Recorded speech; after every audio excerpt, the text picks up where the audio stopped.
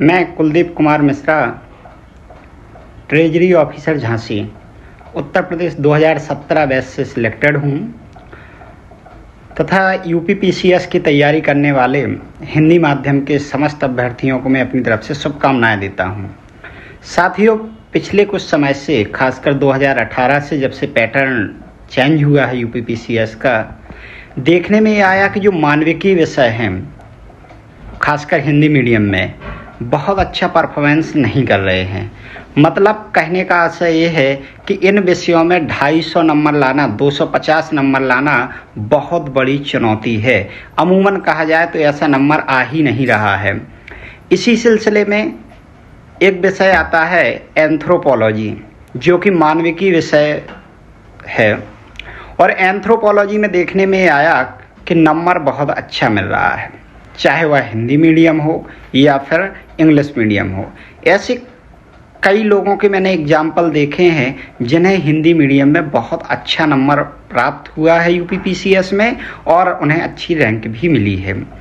अब मुश्किल बात ये आती है, जो सभी के साथ एक समस्या है, कि एंथ्रोपोलॉजी का जो मटेरियल है, स्टडी मटेरियल है, वो तो इंग्लिश मीडियम में उपलब्ध है, तो हिंदी में ऐसे कैसे किया जाए। तो इसी चीज़ को लेके काफ़ी दुविधा में मैं भी था, क्योंकि मुझे भी 2023 में यूपीपीसीएस के एग्ज़ाम देना है।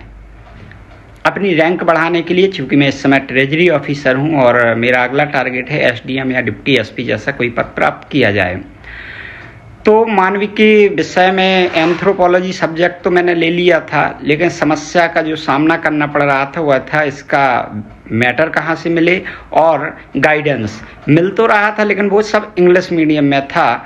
तो ऐसी स्थिति में कृष्णा सर के बारे में मुझे एक सीनियर से जानकारी मिली, और कृष्णा सर से फिर मेरी बातचीत भी हुई, और कृष्णा सर ने जिस तरीके से मार्गदर्शन किया, मैंने फिर उनका कोर्स भी लिया है। हिंदी मीडियम में शायद ही इतना बेहतर कोई ही से और गाइडेंस प्राप्त हो सका। बहुत शानदार तरीके से सर ने इस विषय को समझाया है, और सबसे खास बात यह है कि सर जो मटेरियल उपलब्ध करा रहे हैं हिंदी माध्यम में, वह किसी अंग्रेजी वाले मटेरियल से किसी भी प्रकार से कम नहीं है। दूसरे शब्दों में हम कहा जाए तो जो इंग्लिश में सर मटेरियल उपलब्ध कराते हैं वही हिंदी में, साथ में सर हिंदी माध्यम में इतना बेहतर तरीके से, इतना सरल सहज तरीके से इसे समझा रहे हैं कि लग रहा है कि ये सब्जेक्ट तो हमने पहले से ही पढ़ रखा है या हम पहले से ही इसे जान रहे हैं।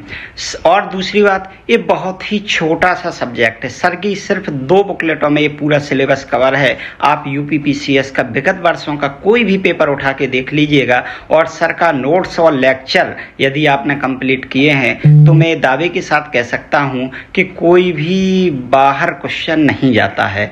और साथ में एक और जिज्ञासा रहती है, स्टूडेंटों में दुविधा रहती है कि साइंस का विषय है, इसमें शारीरिक निर्विज्ञान पढ़ना है तो साइंस वाले, बायोलॉजी वाले ही समझ पाएंगे, जबकि ऐसा नहीं है। सर ने जिस तरीके से बताया है उसका बायोलॉजी से बहुत कुछ लेना देना नहीं है, बल्कि सरल भाषा में समझाया है। तो मेरा आप लोगों से यही है कि जो लोग भी एंथ्रोपोलॉजी सब्जेक्ट हिंदी मीडियम से लेना चाह रहे हैं, शायद कृष्णा सर से बेहतर विकल्प और कोई नहीं हो सकता है। धन्यवाद।